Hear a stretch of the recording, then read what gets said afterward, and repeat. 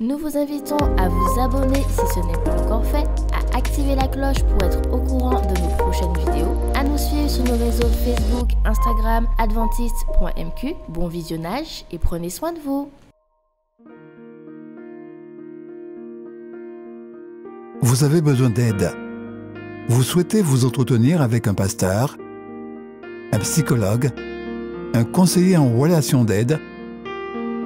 La cellule d'écoute de la Fédération des Églises adventistes du 7e jour de la Martinique est à votre disposition, 7 jours sur 7, de 8h à minuit, au 0805 288 394.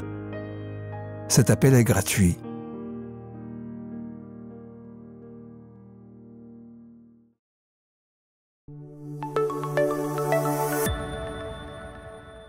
La famille de Christophe s'est lassée de la vie en ville et avait quitté leur ville surpeuplée en Allemagne pour s'installer dans un petit village de montagne au Portugal. Leur but était d'être plus près de Dieu et plus près les uns des autres. Cette famille décida d'apprendre le portugais tout en aidant leurs voisins. Un jour, Christophe rencontra Antonio, un gardien de chèvres, et lui demanda la permission de s'occuper de ses chèvres. Antonio accepta et commença à apprendre à Christophe comment s'occuper de ces animaux qui sont très joueurs. Lorsque Christophe découvrit qu'Antonio ne savait ni lire ni écrire, il lui offrit de lui faire la lecture. À leur rencontre suivante, il apporta sa Bible. Antonio écouta attentivement les histoires de la Bible que lui lisait Christophe et fut heureux et enthousiaste que quelqu'un lui lise ces messages spéciaux de Dieu. Il dit à Christophe qu'il croyait à l'existence de Dieu dans le ciel et que, il y avait des années de cela, sa grand-mère avait cru au sabbat comme jour de repos et d'adoration. Comme l'église adventiste la plus proche était trop éloignée et les routes trop caouteuses pour les vieux os d'Antonio, la famille de Christophe vint chez Antonio pour adorer Dieu et lire la Bible avec lui. Le bruit s'étant répandu dans le voisinage que Christophe lisait la Bible à Antonio, plusieurs villageois se joignirent à la famille de Christophe pour adorer Dieu. Un nombre de plus en plus grand d'entre eux vint ainsi découvrir l'amour de Dieu. Dans toutes les montagnes du centre du Portugal, des gens entendent le message de Dieu parce qu'un jeune garçon a partagé l'amour de Dieu avec un gardien de chèvres. Nos offrandes fidèles de promesse, apportées aussi régulièrement et systématiquement que la dîme et réparties en accord avec le plan des offrandes combinées, permettent de présenter Jésus aux habitants des villages de montagne et des grandes villes. Le plan des offrandes combinées suggère que de 50 à 60% de vos offrandes de promesses aident à soutenir financièrement le travail missionnaire de votre église locale, que 20 à 30% soutiennent les entreprises missionnaires régionales de votre fédération et que 20% soutiennent régulièrement le Fonds missionnaire mondial, appelé aussi budget mondial. Ce fonds soutient financièrement les missionnaires envoyés outre-mer, ainsi que les missions, programmes, projets et institutions consacrées à la formation des missionnaires. En apportant nos dîmes et nos offrandes de promesses, prions pour les pionniers de Mission Globale. Puissions-nous toujours mettre nos désirs à la dernière place et Dieu à la première.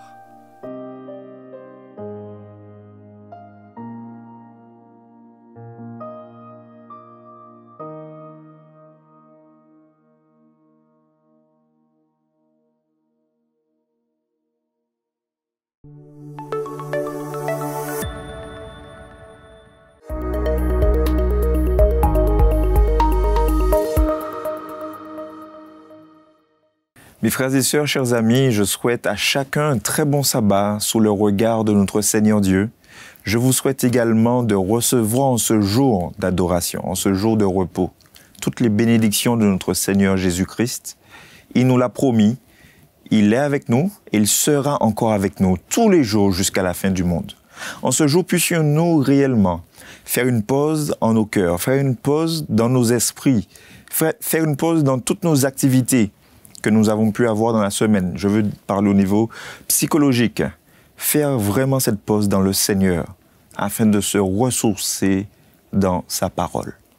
En ce matin, je voudrais partager avec vous un thème, une réflexion qui a pour titre « Quel type de pierre es-tu » Mon ami, quel type de pierre es-tu? Je vous invite à incliner la tête avec moi pour une courte prière. Seigneur notre Dieu, combien nous te sommes reconnaissants pour le souffle de vie. Combien nous te sommes reconnaissants parce que tu nous as conservé tes bontés. Tu nous as conservé toutes tes bénédictions jour après jour jusqu'à ce moment présent, ce précieux sabbat. Maintenant, nous sommes à l'écoute de ta parole. Accorde-nous ton Saint-Esprit. Puisses-tu réellement t'adresser à nos cœurs. Au nom de Jésus, nous t'avons prié. Amen. Mon ami, quel type de pierre es-tu? Je voudrais, sans plus tarder, vous inviter à ouvrir la Bible avec moi dans le Nouveau Testament et dans le livre de 1 Pierre au chapitre 2, le verset 5. 1 Pierre, chapitre 2, au verset 5. Vous savez, le Seigneur attend que nous puissions former une maison, un corps, c'est-à-dire que nous puissions former réellement une entité qui puisse le représenter ici-bas sur terre. Il compte sur chacun de ses enfants. Il compte sur chacune de ses créatures. Et c'est pour cela que toutes ces créatures sont appelées à devenir, tôt ou tard, des enfants de Dieu. Mes amis, il est déclaré dans 1 Pierre chapitre 2 versets 4 et 5, je lis ce que l'apôtre Pierre déclare, « Approchez-vous de lui, pierre vivante, rejetée par les hommes. » Ici, il est fait mention de Jésus, cette pierre vivante qui a été rejetée par les hommes.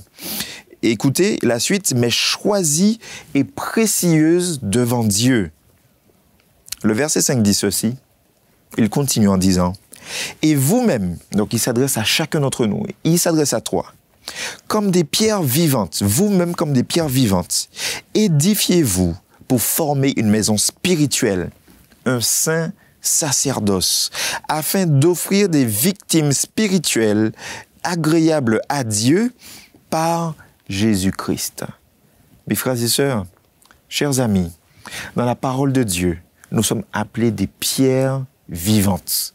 Des pierres vivantes qui sont en fait appelées à former la maison de Dieu. Aujourd'hui, je réitère la question. Quel type de pierre es-tu? La Bible nous présente une catégorie de pierres qui sont des pierres vivantes. Mieux encore, des pierres vivantes qui vont former la maison de Dieu. Aujourd'hui, je veux partager avec vous un exemple que tout le monde connaît. Il s'agit de ce petit David, c'est-à-dire cet adolescent. Il n'était pas encore un homme, il était encore jeune. Dans la fleur de l'âge, comme on dit, à peu près 17 ans, 16, 17, 18 ans maximum. Un jeune adolescent, mes frères et sœurs, chers amis, et cet homme, enfin ce jeune homme plutôt, a dû faire une sélection. Et nous allons voir en ce matin quel type de pierre, justement, a-t-il utilisé pour terrasser ce géant Goliath. Nous connaissons tous l'histoire, n'est-ce pas vrai, qui se trouve dans 1 Samuel chapitre 17. 1 Samuel chapitre 17, mais nous allons considérer uniquement les versets à partir du verset 40 jusqu'au verset 51. 1 Samuel 17, les versets 40 à 51. Alors, nous connaissons l'histoire que, effectivement, Israël était en guerre contre l'armée philistine. Et lorsque cet homme s'est présenté, le géant Goliath, il a commencé à semer la terreur dans tout le peuple d'Israël. Maintenant, il y a effectivement ce jeune homme, David, très déterminé, très engagé à défendre la cause de son Seigneur. Et donc, il va se présenter au roi pour dire au roi qu'il est prêt à aller affronter ce géant Goliath. Donc, le roi Saül de lui donner quelques éléments pour se protéger, c'est-à-dire son armure. Et bien sûr, nous connaissons l'histoire, David va très poliment refuser tout cela. Et il va lui dire, écoute, moi j'ai déjà... donc d'ailleurs, c'est ce que nous allons voir au verset 40. David lui dit qu'il a déjà sa tactique. Et donc, le verset 40 nous dit ceci. Il prit en main son bâton et choisit 5 pierres polies du torrent et les mit dans sa gibecière de berger et dans sa poche. Puis, sa fronde à la main, il s'avança contre le Philistin. Donc, en fait, c'est un verset qui est très court, qui n'a pas beaucoup... je dirais, d'explication, en tout cas à première vue. Toutefois, nous voyons ici une stratégie bien développée par David. Premièrement, nous voyons une chose qui saute aux yeux, c'est que David, le texte dit qu'il prend son bâton. Mes frères et sœurs, nous savons que dans la Bible, le bâton a une connotation d'autorité. Nous avons plusieurs hommes dans la Bible qui marchaient avec un bâton. notamment le prophète Moïse, qui avait son bâton pendant tout le périple du peuple d'Israël lorsqu'ils sont sortis, notamment du pays d'Égypte. Il y a encore plusieurs d'autres exemples dans la Bible où nous voyons que le bâton fait office d'autorité. Celui qui est là également pour diriger le troupeau. Celui qui est là pour ramener lorsque les brebis sont quelque peu galeuses. Alors ici, nous constatons qu'un jeune homme, très jeune, toutefois, qui a en main son bâton, symbole d'autorité. David avait, malgré son jeune âge, avait déjà reçu de Dieu, en tout cas, il avait déjà cultivé avec son Dieu une certaine relation d'intimité qui lui permettait, mes frères et sœurs, de s'approcher de l'épreuve avec autorité. Ça, c'est déjà un premier élément pour nous parce que nous devons comprendre, analyser que lorsque nous sommes enfants de Dieu, nous ne devons pas, en tout cas, nous ne pouvons pas nous approcher de l'épreuve avec une attitude déjà de perdant. Nous ne pouvons pas affronter nos journées en nous disant que nous sommes apeurés, que nous sommes pratiquement atrophiés par la peur et qu'en fait l'ennemi puisse prendre pied sur nous. C'est ça. Donc nous continuons et nous constatons que ce jeune David ne va pas s'arrêter seulement au bâton, il va choisir combien? 5 pierres polies, dit la Bible. Alors remarquons ici que le verbe choisir, ici, signifie qu'il va sélectionner, il va élire, il va en fait se baser sur des critères pour récupérer 5 pierres. Alors nous voyons ici que le petit David, en tout cas le jeune David, il a déjà l'œil du discernement. Il va choisir, sélectionner, il va élire, il va décider de son œil qui est très jeune, mais aguerri. Il a déjà la capacité d'avoir, je dirais, cet œil de discernement. Mes frères et sœurs, nous devons comprendre, à l'instar de ce jeune David, que le chrétien, que l'adventiste du 7e jour, que celui qui se déclare être enfant de Dieu, enfant de lumière, que celui qui se déclare être l'ambassadeur du royaume des cieux aujourd'hui, ne peut marcher sans l'œil du discernement, ne peut marcher sans cet œil aguerri, ne peut marcher sans cette vision qui vient d'en haut. Trop souvent, nous nous laissons aller à droite et à gauche, mais sans réellement peser le pour et le contre selon la volonté divine. Trop souvent, nous faisons des choix dans notre vie de tous les jours qui s'apparentent aux choix du monde. Trop souvent, nous avons l'impression que nous nous fondons dans la masse des copains, des amis, des collègues, etc. En fait, simplement pour faire comme tout le monde. Nous sommes des moutons de panurge. Nous nous transformons simplement en un numéro supplémentaire pour l'enfer. Tandis que le Seigneur compte sur des personnes ayant un certain caractère, c'est-à-dire une certaine force de caractère pour prendre des décisions. David, il a décidé. Il n'a pas décidé au hasard, la Bible dit bien qu'il a pris 5 pierres. Et cela nous rappelle une chose, en tout cas une parabole, la parabole des 10 vierges. Parce que nous nous souvenons que lorsque Jésus a raconté cette parabole, eh bien il y avait 2 groupes. Un premier groupe qui était des vierges folles et un deuxième groupe qui était également composé de vierges sages. Et ces 2 groupes formaient ces 2 groupes étaient composés de 5 personnes. Alors, mes frères et sœurs, il est intéressant de noter que ici, ces 5 pierres pourraient également représenter ce groupe de 5 vierges sages. Parce que ici, ces pierres-là, nous allons voir, elles ne sont pas n'importe comment. Elles ont certaines caractéristiques. Et le chiffre 5 ici doit nous interpeller, comme pour nous faire comprendre que nous devons faire partie du bon lot. Nous ne devons pas être entre les 2 lots, je dis bien, nous devons faire partie du bon lot. Mon frère, ma soeur, mon ami, assure-toi. Assure-toi d'être au bon endroit. Ne t'assure pas simplement d'être effectivement bien écrit sur les registres d'église. Je dis bien, assure-toi d'être au bon endroit. Je veux dire, selon ton Seigneur. Dans le bon wagon, pas celui qui va à la dérive, celui qui va au ciel, mon ami. Maintenant, lorsque nous considérons ces pierres, elles étaient polies. Vous savez, lorsque ces petites pierres qui ont été polies la Bible dit bien effectivement qu'elles étaient tirées dans le torrent. Le fait qu'elles soient polies, très certainement, effectivement, est le résultat de l'érosion de l'eau.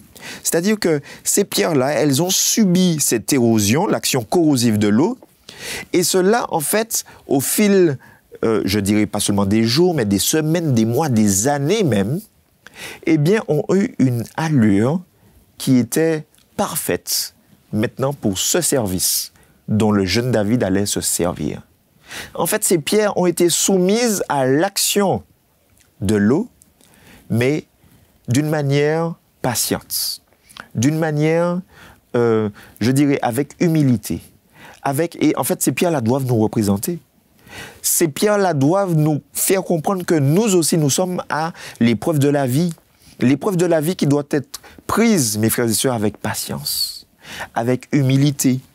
C'est-à-dire, on accepte de se laisser arrondir par le Seigneur. Trop souvent, nous avons des caractères de feu. Trop souvent, nous avons des caractères vraiment, comme on le dit si bien aux Antilles, nous avons le sang chaud, toujours prêt à bondir, toujours prêt à exprimer la nature charnelle, alors que le Seigneur souhaite polir ses enfants. Pour cela, mes frères et sœurs, nous avons besoin, comme je disais, de la soumission, de l'humilité, mais aussi du renoncement. Nous avons besoin d'arrondir parfois les angles qui sont trop acérés pour, comment dirais-je, pour correspondre à la mission que le Seigneur souhaite pour moi. Alors, je vais vous dire dans un instant pourquoi comment dirais-je, cet aspect d'être arrondi ici correspond à ce contexte ici dans cette bataille contre Goliath. Alors, et la dernière chose, être à l'écoute. Trop souvent, nous n'avons plus le temps d'écouter le Seigneur. Trop souvent, lorsque nous nous mettons à genoux, nous avons déjà fait notre liste de requêtes, nous sommes déjà prêts à nous relever pour commencer la journée. Trop souvent, lorsque nous nous mettons à genoux, effectivement, nous avons ce temps de chant, ce temps de méditation, ce temps de lecture, mais est-ce que nous prenons le temps parfois de refermer les écrits et de prendre un moment dans la patience, dans le calme, dans la sérénité, pour écouter la voix de Dieu, tout en fermant les yeux, pour écouter ce qu'il a à nous dire, pour écouter en fait ses orientations pour la journée, pour écouter, pour savoir quelle décision devrais-je prendre au cours de la journée. Trop souvent, ces temps de qualité sont manquants dans notre culte d'adoration quotidien. Et puis, comme je le disais, cela en fait, donc la forme arrondie permettait à la pierre au moins 3 choses. Premièrement, de pouvoir épouser la forme de la fronde, donc qui était l'outil. Si le jeune David avait pris une pierre qui était acérée, très certainement qu'il avait compris également que cette pierre-là n'aurait pas pu être aérodynamique, c'est-à-dire filer avec une certaine vitesse dans l'air pour atteindre la cible. Vous savez, trop de choses parfois sont tellement en trop dans notre caractère que nous n'arrivons pas à filer, à être, je dirais, dans la précision spirituelle dans les épreuves. Cette pierre-là qui a été choisie, mes frères et sœurs, était non seulement, effectivement, comme je disais, aérodynamique, mais elle avait aussi une forme plate. Une forme plate, pourquoi ? Parce que lorsqu'elle a été lancée, la Bible nous dit qu'elle a blessé à mort le géant Goliath. Ce qui veut dire que, bien qu'étant polie, arrondie et même aérodynamique, elle avait tout de même une fonction, en tout cas une partie, où elle avait un certain tranchant. Mais ce n'était pas n'importe quel tranchant. Parce que ici, nous constatons que tous ces éléments-là, réunis, faisaient de cette pierre la pierre parfaite. Mes frères et sœurs, une chose est certaine, c'est que le Seigneur souhaite que ses enfants puissent lui ressembler.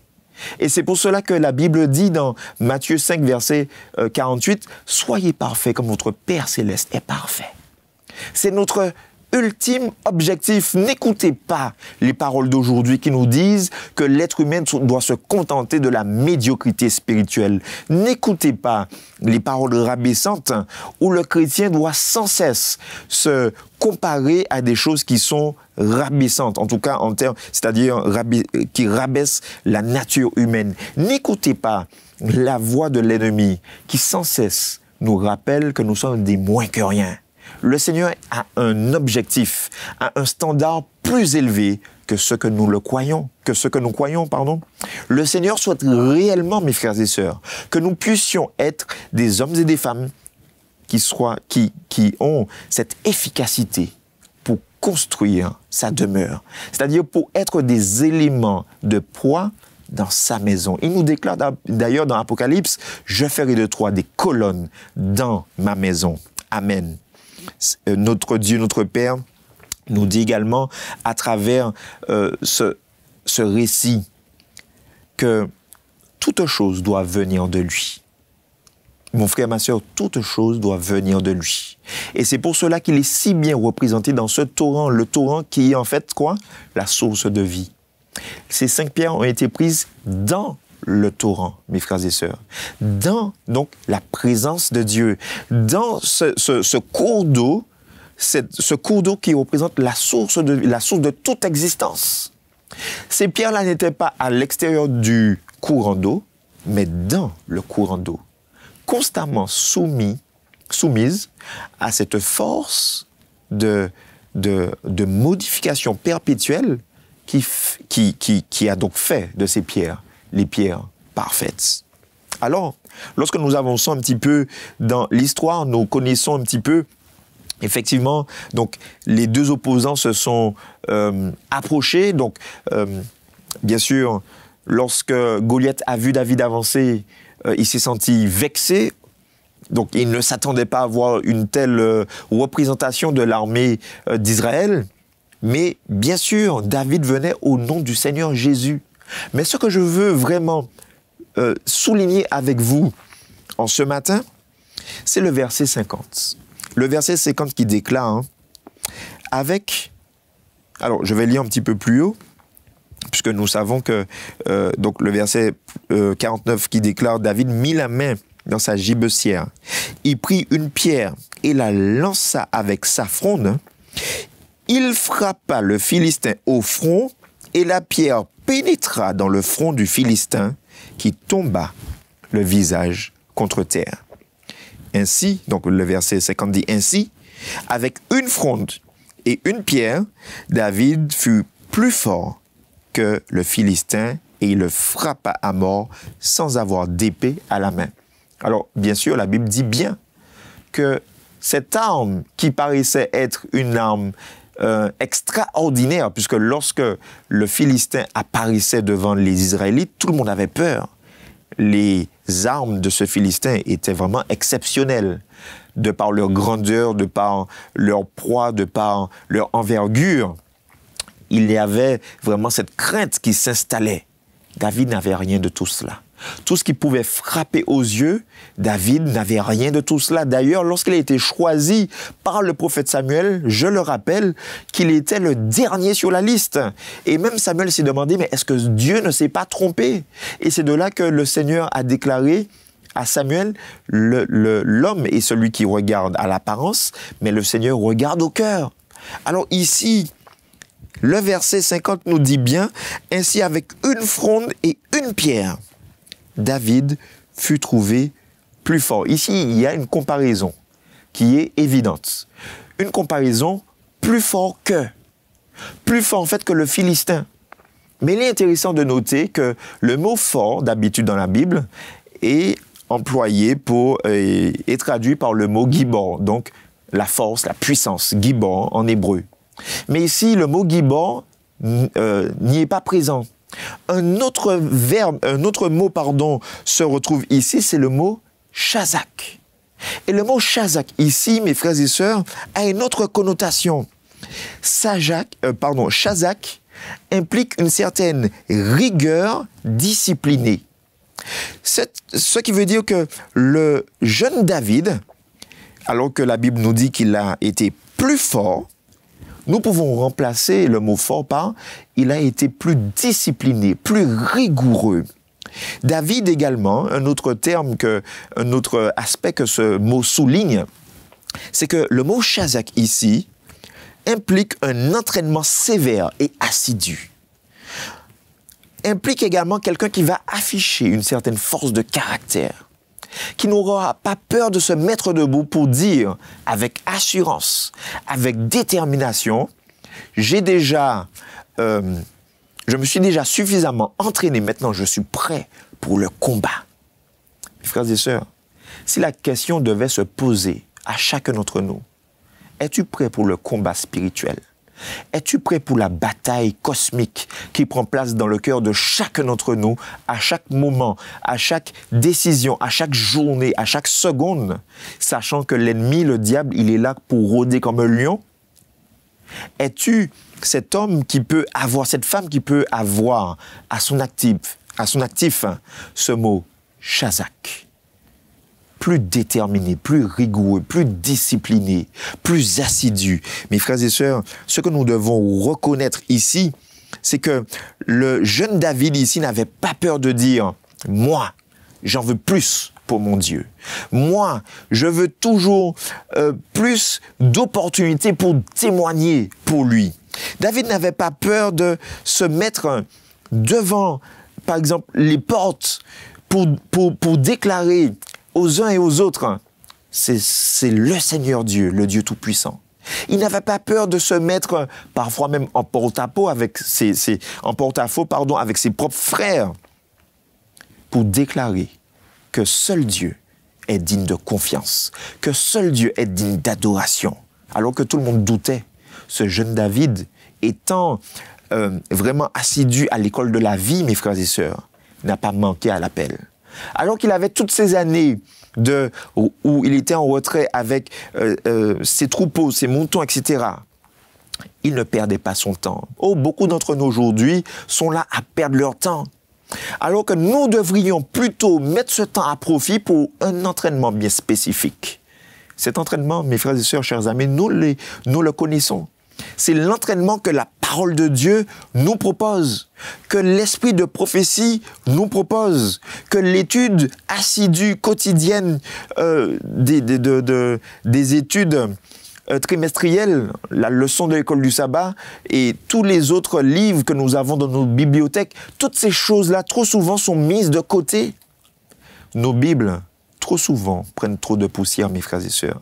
Les pages, parfois, restent collées sous le poids des années qui passent sans que les pages soient méditées. Mes frères et sœurs, nous devons comprendre que nous devons être de ces personnes, de ces hommes et des femmes qui demandent plus d'entraînement au pied du Seigneur. Comme Marie avait choisi la bonne part. Mes amis, puissions-nous languir, désirer plus de lecture, plus de classes de Bible, plus de témoignages, plus de sorties missionnaires. Arrêtons de déserter nos églises en dehors du sabbat matin. Oui, le sabbat matin, les églises sont toujours pleines.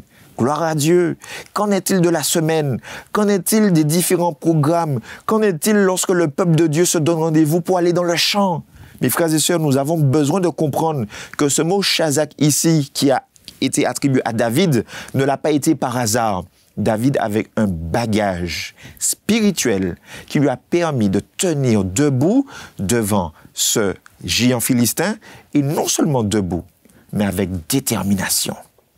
Oh mes frères et sœurs, Paul demande une chose aujourd'hui qui se trouve dans Romains 6, et je vais vous poser la même question.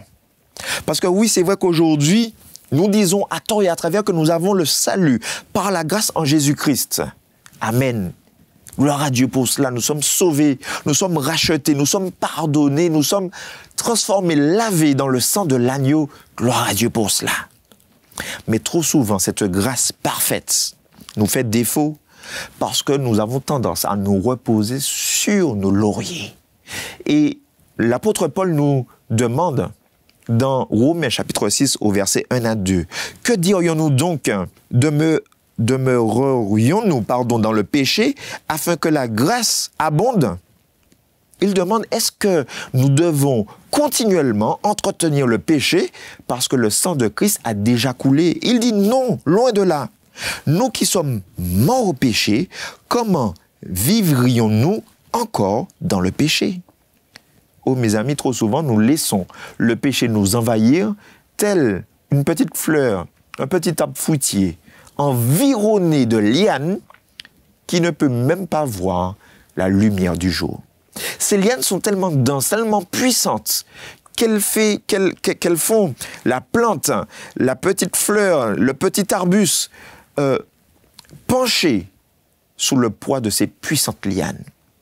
Et nous connaissons très bien la parabole du semeur, où nous voyons que dans le 3e terrain, eh bien, la plante qui avait finalement pris naissance a dû être étouffée par la puissance des ronces, la puissance des lianes, la puissance étouffante que le monde nous attribue jour après jour par ses attraits.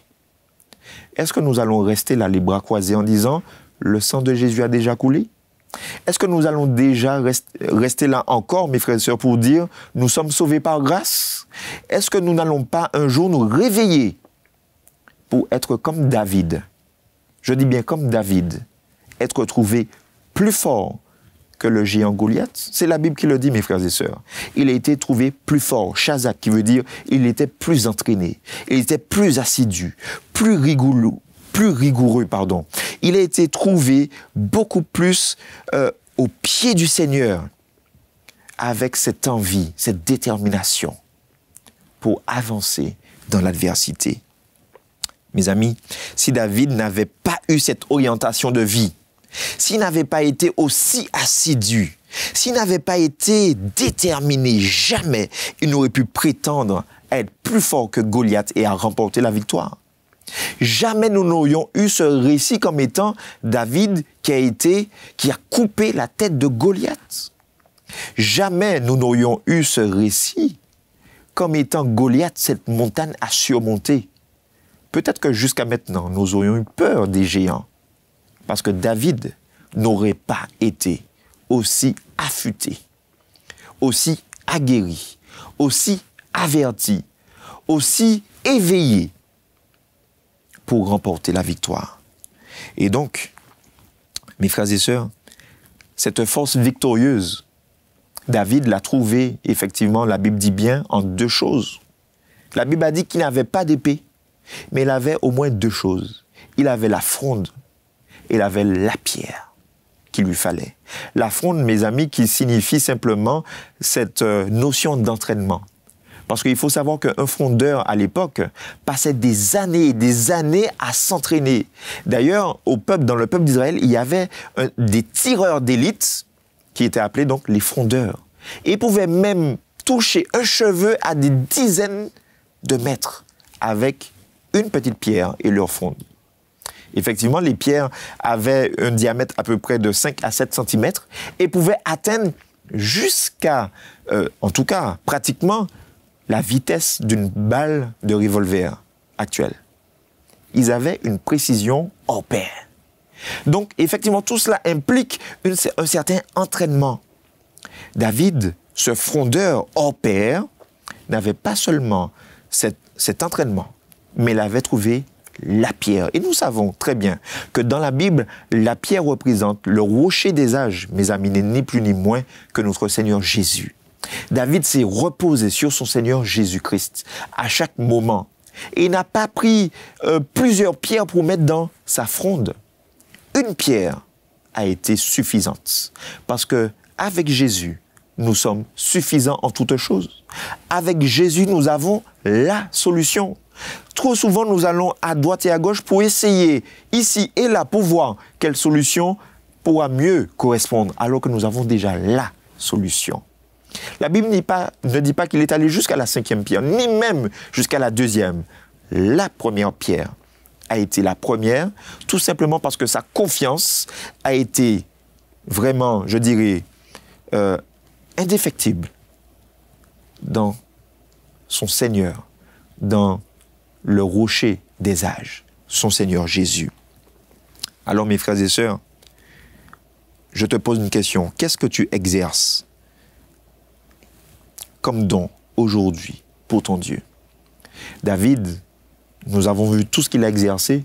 En plus, là, je rajoute cet élément où il avait à cœur d'être un frondeur d'élite par excellence. Aujourd'hui, quelle est ta particularité pour ton Seigneur? Quel est réellement ton objectif dans la vie pour ton Seigneur? Nous remarquons au verset 51 que David ne s'est pas contenté de cela. Parce que ici, le géant Goliath, il a été terrassé. Il était peut-être étourdi. La Bible dit bien qu'il a été blessé à mort. Mais la Bible n'a pas dit qu'il était mort. Ce qui veut dire qu'il aurait pu se relever. Une blessure à mort entraîne la mort par la suite. Mais il n'était pas mort sur le coup. David, nous constatons au verset 51 qu'il courut. Mes frères et sœurs, David est allé directement vers le géant, et la Bible dit, il s'arrêta près du Philistin, se saisit de son épée qu'il tira du fourreau, donc l'épée de Goliath, le tua et lui coupa la tête avec l'épée. Mes frères et sœurs, je me suis posé une question, pourquoi David, tel un symbole, n'est-il pas retourné dans son camp pour égorger, pour trancher la tête du Philistin avec une épée israélite? Avec l'épée, par exemple, du roi Saül. Ça aurait été une fort belle victoire de déclarer que le géant a péri de l'épée israélite. Mais non. David, ici, avait un seul objectif. Et c'est le dernier point que je veux relever. David est allé jusqu'au bout. Il ne s'est pas laissé distraire par telle ou telle proposition. David, une seule chose comptait, c'est d'aller jusqu'au bout. Alors oui, cela aurait fait mieux sur le papier. Cela aurait fait, peut-être, je dirais, un meilleur tableau s'il avait en main, à proximité, une épée israélite. Toutefois, une seule chose comptait, c'était d'achever le travail, par quelque moyen que ce soit. Oh, vous savez, trop souvent, nous avons beaucoup d'excuses pour ne pas achever le travail du Seigneur. Trop souvent, nous disons qu'il pleut. Trop souvent, nous disons qu'il fait trop chaud. Trop souvent, nous disons qu'il y a la famille, il y a le travail, il y a mille et une choses qui nous empêchent d'avancer et de finir le travail de Dieu. Aujourd'hui, tu as peut-être des excuses. Quelle est encore ton excuse? Qu'est-ce que tu vas encore déclarer à ton Seigneur? David, lui, il n'est pas retourné dans son camp. Il n'a jamais déclaré « Attends, Goliath, reste bien par terre, je vais chercher mon épée. » Non, il est allé directement. Il a trouvé la première occasion, donc effectivement l'épée du géant Goliath, et la première occasion a été la bonne. Vous savez, ne doutez pas de votre Seigneur. Très certainement qu'il va mettre les occasions sur notre chemin. À nous maintenant de les saisir.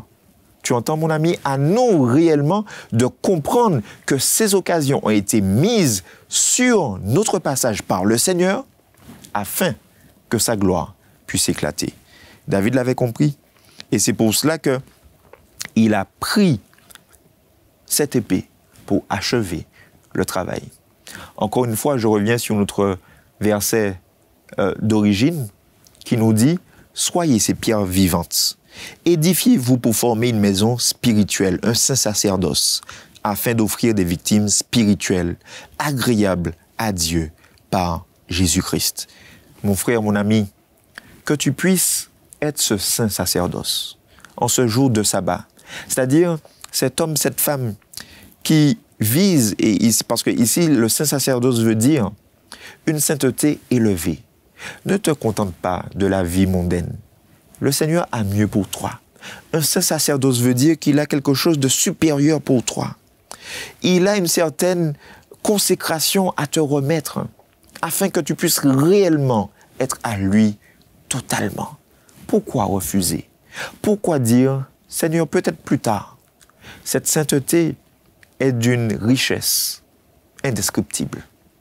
Elle n'a rien à voir avec ce que le monde nous offre aujourd'hui.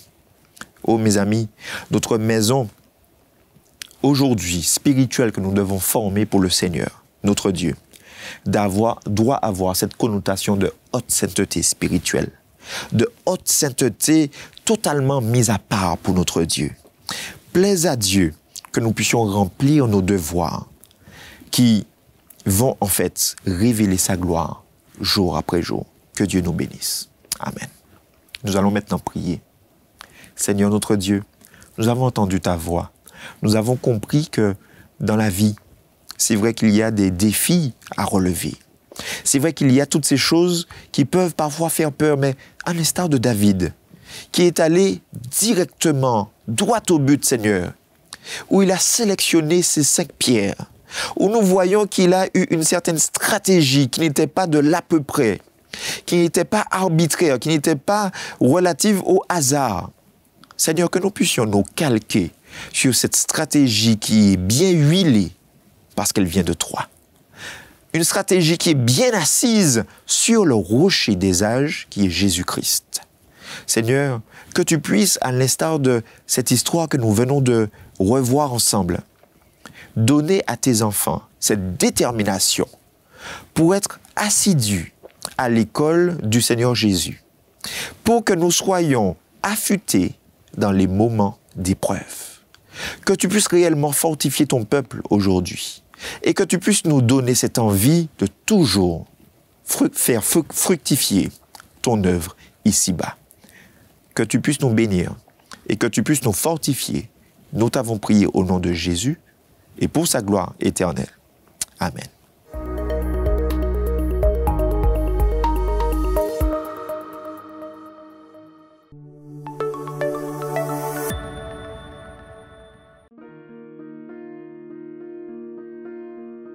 Vous avez besoin d'aide. Vous souhaitez vous entretenir avec un pasteur, un psychologue, un conseiller en relation d'aide.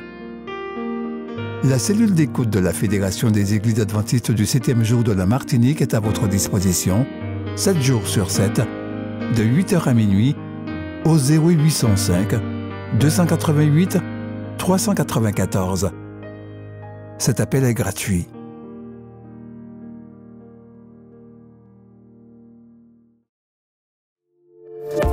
N'oubliez pas de vous abonner si ce n'est pas encore fait, de liker et de partager avec vos amis si cela vous a plu.